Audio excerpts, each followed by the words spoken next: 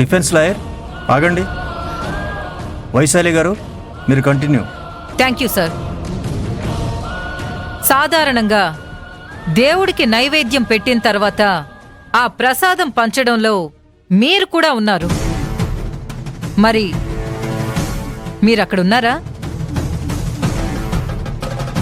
మేం ఉత్సవ ఊరేగింపు వేడుకల్లో పాల్గొనాల్సిన స్థితిలో ఉన్నాం. Please note this point your honour. We got the valid point.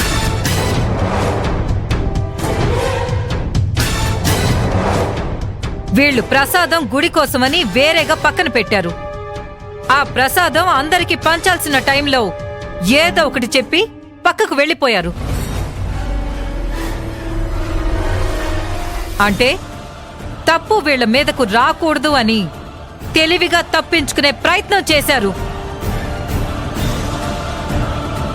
Objection your honour. Public prosecutor గారు మోటో ఆఫ్ క్రైమ్ లేకుండా అనుమానిస్తున్నారు. దేవుడి దయ కోసం పూజలు చేసుకుంటున్న వీళ్ళకి భక్తుల ప్రాణాలు తీయాల్సిన పనే ఉంటుంది. అంత అవసరం వీళ్ళకే ఉంటుంది. మోటో ఆఫ్ క్రైమ్ లేకుండా మాట్లాడడానికి నేనేం డిఫెన్స్ లాయర్ లాగా అనుభవం లేని దాన్ని కాదు your honour.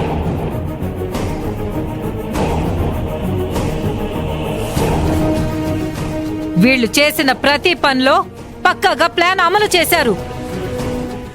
Motto of crime స్పష్టంగా కనిపిస్తోంది కూడా.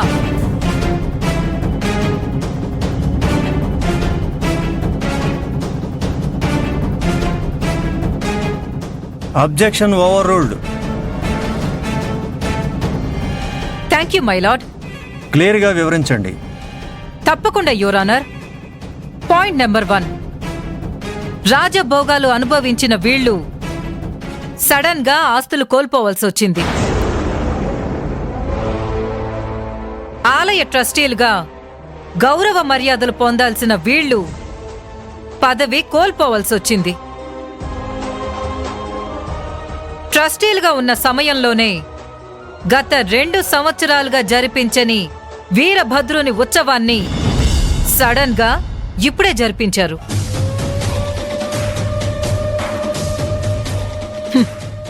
పూజలు ఉత్సవాలు పేరుతో మళ్లీ గుడిలోకి అడుగుపెట్టి ప్రసాదంలో విషం కలిపారు.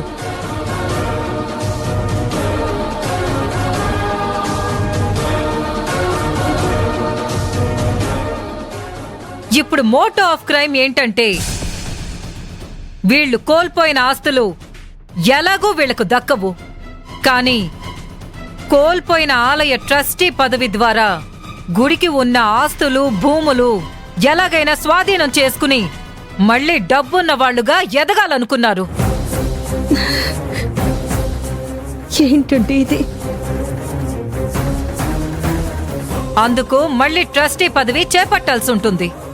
కానీ ప్రస్తుతం ఉన్న ట్రస్ట్ సభ్యులు అందుకు అంగీకరించే పరిస్థితుల్లో లేరు. కాబట్టి గుడిలో విష ప్రయోగం జరిపించడం ద్వారా ట్రస్ట్ సభ్యులపై నిందలు మోపి తిరిగి ట్రస్టీ బాధ్యతలు చేపట్టాలనే దురుద్దేశంతోనే ఇలాంటి క్రూరమైన చర్యలకి పాల్పడ్డారని, అందుకు కావలసిన ప్రతి విషయాన్ని సవివరంగా మీకు వివరిస్తూ లిఖితపూర్వకంగా వివరాలు మీకు అందించాను. పరిశీలించండి యువర్ ఆనర్.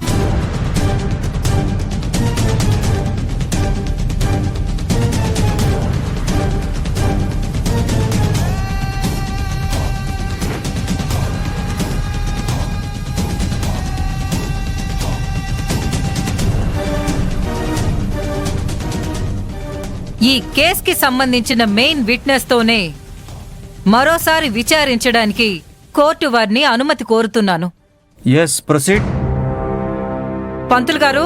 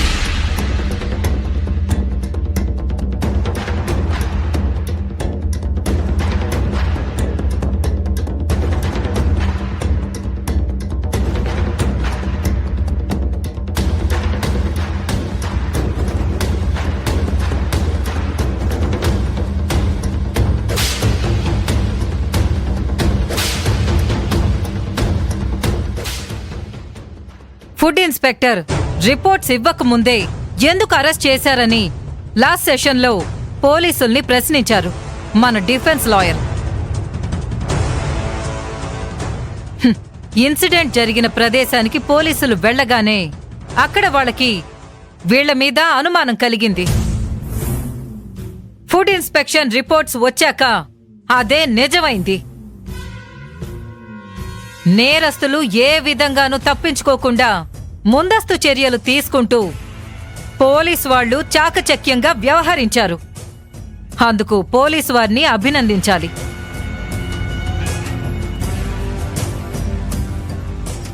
వాళ్ళలా చెయ్యకపోయుంటే అనుకున్నది జరగలేదని చెప్పి ముందుగా వీళ్ళు తప్పించుకునే ప్రయత్నం చేసుండేవాళ్లు.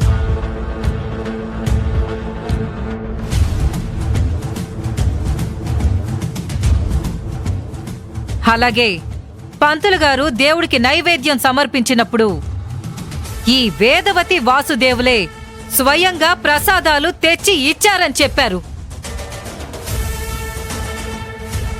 Objection your honour. దేవుడికి నైవేద్యం సమర్పించడానికి ఎవరైనా స్వయంగా వెళతారు. దానిలో కూడా తప్పులు వెతకడం కరెక్ట్ కాదు. ఆలయానికి చాలా భక్తులు ప్రసాదాలు తీసుకుని వచ్చారు. అక్కడ ఎవరి ప్రసాదమైనా అన్నదానంలో కలిసి ఉండొచ్చు. ఎవరో కావాలని నా క్లయింట్స్ మీద నింద వేయడానికి ప్రయత్నిస్తున్నారని ఇక్కడ క్లియర్ గా అర్థమవుతోంది యువర్ ఆనర్.